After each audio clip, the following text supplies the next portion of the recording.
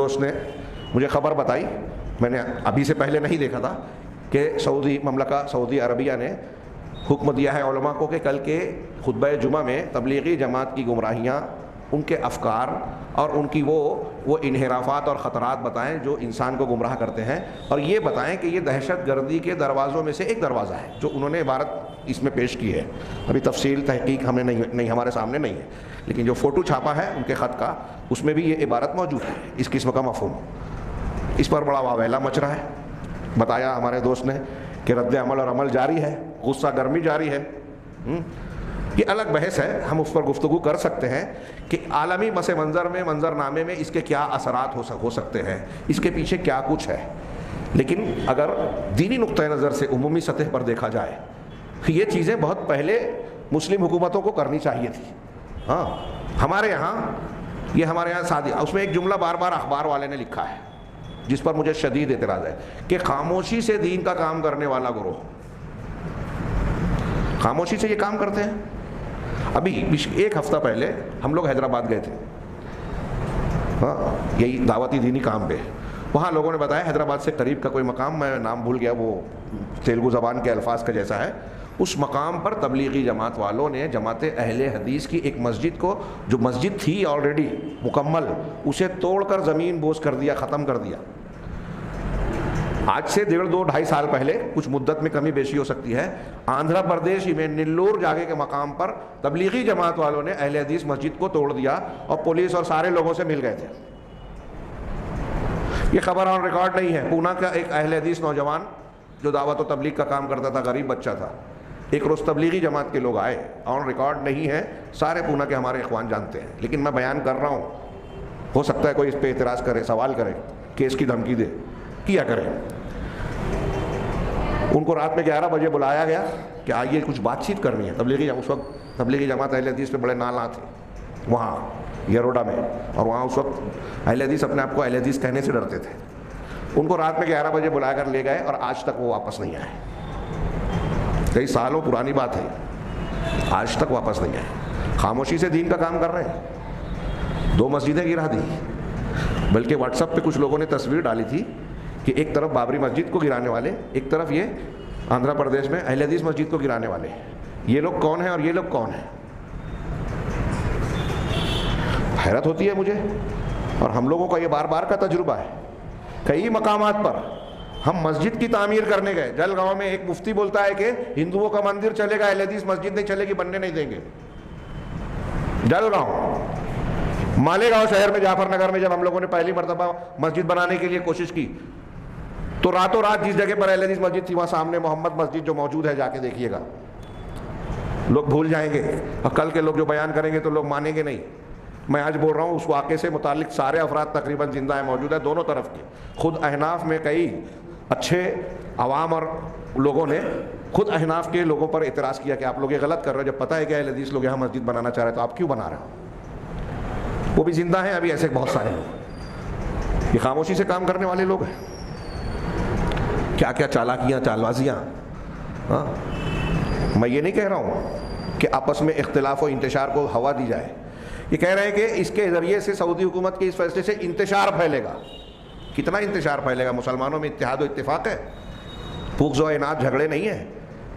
پتہ نہیں یہ قوم کب علم حاصل کرے گی اور یہ جانے گی کہ اختلاف اور انتشار کی اصل وجہ مسلمانوں کے اندر پائے جانے والا شرک اور بدعات ہے، اور جو ان شرک اور بدعات کو اختیار کرتا ہے وہ سنت پر چلنے والوں سے نفرت کرتا ہے۔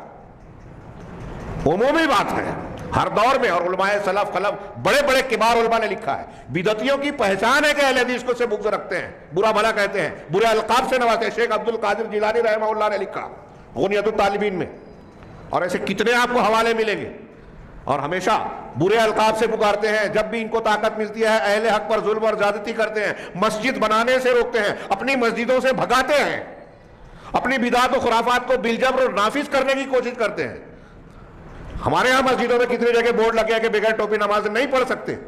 شریعت نے جو پابندی نہیں عائد کی، آپ پابندی لگاتے ہو، اللہ کے گھر سے لوگوں کو روکتے ہو، خاموشی سے کام کر رہے ہیں۔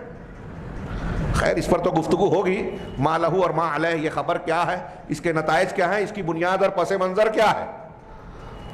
ہاں، جو لوگ صرف منفی پہلو پیش کرتے ہیں خبروں کے، وہ تمام پس منظر کو دیکھ کر کسی چیز کا تجزیہ کیا جاتا ہے. ہاں ہمارے یہاں جیسا ماحول ہے لوگ اس طرح کی باتیں کرنے لگتے ہیں. ہاں اور یہ چیز جو ہے مسلمانوں میں بہت ساری خرابیاں پیدا کرتی ہے، اور نتیجہ یہ نکلتا ہے کہ آپ اچھوں کے دشمن بن جاتے ہیں، بروں کا ساتھ دیتے ہیں. پورے ملک میں ہم لوگوں کے جو پروگرام چل رہے ہیں، یہ ساری پوری دنیا میں یہی ہو رہا ہے کہ جو لوگ صحیح منہج اور حق پر ہیں ان سے نفرت دلائی جاتی ہے، مسلمانوں کو ہی پہلے ان کا مخالف بنایا جاتا ہے. سعودی عرب میں یہ تھوڑا سا کچھ معاملہ ہو گیا، وہ سینما ہال بن گیا، یہ ہو گیا، وہ اچھا ہے، صحیح ہے، غلط ہے، ابھی تھوڑی دیر کے لیے جانے دیجیے. وہاں بنا تو پورا شور ہنگامہ ہے، مکہ مدینہ میں نہیں بنا یہ طے ہے، لیکن ایک بڑے عالم تقی عثمانی صاحب نے بیان دے دیا بغیر تحقیق کے. کوئی ان سے پوچھے جا کہ آپ نے ایسے کیسے بیان دیا، ان کو بیان بدنام کرے کہ یہ انتشار پھیلا رہے ہیں ایک حکومت کے خلاف غلط خبر دے کر. کوئی نہیں بول رہا ہے. یہی ہوتا ہے جیسے غیر مسلموں کے یہاں سے مسلمانوں کے خلاف ہوتا ہے، ہندو، عیسائی، یہودی فلسطین میں بابری مسجد کو توڑنے میں یہ چھیڑ چھاڑ کریں، مسلمان جمعہ کی نماز پڑھ رہے ہیں یہ چھیڑ چھاڑ کریں، اور بعد میں یہ کہیں کہ مسلمان پھر آتنکوادی، شدت پسند. مسلمان کو اس کا اپنے عبادت گاہ میں یا اپنے مقام پر عمل کرنے سے روکے رکاوٹ ڈالے اور پھر الزام انہیں پر. یہی کام اہل حق کے خلاف اہل بدعت کرتے ہیں. برائیاں کریں گے، مخالفتیں کریں گے، روک لگائیں گے، اور اگر ادھر سے کچھ ہوتا ہے تو شور ہنگامہ کہ دیکھو انتشار پھیلا رہے ہیں. بدعت کے خلاف بولنے پر پابندی اور بدعت کے پھیلانے پر کوئی پابندی نہیں. محرم الحرام کی تعزیہ داری، ربیع الاول کا یہ روزانہ فجر کی نماز کے بعد شور ہنگامے کے ساتھ جو ہے نعت خوانی، شرکیہ کلام کا بالمظاہرہ اظہار. یہاں بولے تو ڈر لگے گا، بولے تو انتشار، اور اس ذریعے سے آپ کو ہم کو یہ خیال ہی نہیں کہ شرکیہ کلام ہمارا بچہ اگر روز فجر بعد سنے گا تو شرکیہ کلام کہے گا. جیسے ہاں بہت سارے ہمارے اہل سنت کے بچے شیعوں کے بیچ رہتے رہتے علی کا پہلا نمبر بولنے لگتے ہیں اور سمجھتے ہیں کوئی بات ہی نہیں ہے. ان کا عقیدہ ہے شیعہ اور رافضیوں کا. بہت سے لوگ ہندوؤں کے بیچ رہتے رہتے ہندوؤں کی زبان بولنے لگتے ہیں، گنپتی بپا والی نعرے لگاتے ہیں کہ ان کے بچوں کے ساتھ کھیلتے کھیلتے یہی سنتے ہیں. ایسے ہی اہل بدعت کے بیچ میں رہ کر ہمارے بچے بدعت کرتے ہیں. اور جہاں حق کی آواز بلند کر کے آپ نے بدعت کا رد کیا تو جماعت اسلامی، تبلیغی جماعت، ہاں سحری کی اخبارات، یہ دیکھو انتشار پھیلا رہے ہیں. انتشار آپ نے پھیلایا ہے شرک اور بدعت سے. جو شرک اور بدعت کا رد کر رہا ہے وہ انتشار کی جڑوں کو کاٹ رہا ہے. فی نفس ہی اس کا سیاسی منظر نامے میں کیا ہوتا ہے ابھی ایک دوسری بحث ہے، لیکن بدعت اور بدعت کے لوگوں، بدعتی لوگوں کو ظاہر کرنا، لوگوں کو متنبہ کرنا شریعت کا فریضہ ہے. میرے بھائیوں سن لیجیے، سعودی حکومت نے جو کیا ہے نا کہ غلط کو غلط بتاؤ، گمراہیوں کو ظاہر کرو، لوگ دھوکہ کھا رہے ہیں تو بیان کرو. یہ تبلیغی جماعت کا معاملہ میں نے کئی مرتبہ بتایا کہ تصوف کے حوالے سے جو ان کے واقعات بیان کیے گئے، وحدت الوجود کا، شرک اور کفر پھیلا رہے ہیں. ایک بزرگ ایسے تھے، یہاں بھی ہے، آسمان پہ بھی ہے، ان کے اوپر شریعت نہیں ہے، رسول کی کیا ضرورت ہے، ہم ڈائریکٹ اللہ سے سن لیں گے. اس قسم کے واقعات میں نتیجے کے طور پر بیان کرتے ہیں جو صریح شرکیہ باتیں، کفریہ باتیں، رسول کی بے عزتی کی باتیں ہیں. ان کے تبلیغی نصاب میں موجود ہے ایسے واقعات. اب اسے ہم بیان کریں تو انتشار، ناراضگی، غلط کام. ہم ان کے دشمن نہیں ہیں. اگر کوئی شرک کر رہا ہے، کوئی کفر کر رہا ہے، اور میں اگر کہہ رہا ہوں یا کوئی کہہ رہا ہے کہ یہ تم شرک کر رہے ہو، یہ دشمنی نہیں ہے، دوستی ہے. اللہ کے نبی صلی اللہ علیہ وسلم نے یہی کیا پورے مکہ کے ساتھ، پوری دنیا کے ساتھ، کہ شرک اور کفر سے نکل جاؤ، کمر پکڑ پکڑ کے میں تمہیں روک رہا ہوں. کفار مکہ نے، سرداران قریش نے اپنا دشمن سمجھا رسول اللہ صلی اللہ علیہ وسلم کو. کیا رسول اللہ صلی اللہ علیہ وسلم دشمن تھے؟ رحمت للعالمین تھے. ان کو بھی جہنم سے بچانے کی کوشش کرتے رہے. تو اگر کوئی کہہ رہا ہے نا کہ یہ شرک اور کفر ہے، اگر ہم کہہ رہے ہیں کہ تبلیغی جماعت، تبلیغی نصاب میں بہت ساری خامیاں ہیں، تو یہ سعودی حکومت نے جو کیا ہے یہ پہلے آدمی نہیں ہے. خود دیوبندی حضرات میں جو بڑے بڑے علماء کرام ہیں، قابل عزت، ہم سب کی عزت کرتے ہیں، ان کے ایسے بیانات اور ریکارڈ موجود ہیں جو بیان کرتے ہیں کہ اس میں بہت ساری ایسی چیزیں ہیں جو صحیح نہیں ہیں. اسی لیے اس کے بعد کے ایڈیشن میں، پہلے کے ایڈیشن کی کئی چیزیں کٹ کی گئی ہیں، اس کے باوجود بہت ساری غلطیاں ہیں. ان کے یہاں کچھ لوگوں کا یہ اصرار رہا ہے کہ اس میں تبدیلیاں کی جائے، اس کو بہتر بنایا جائے.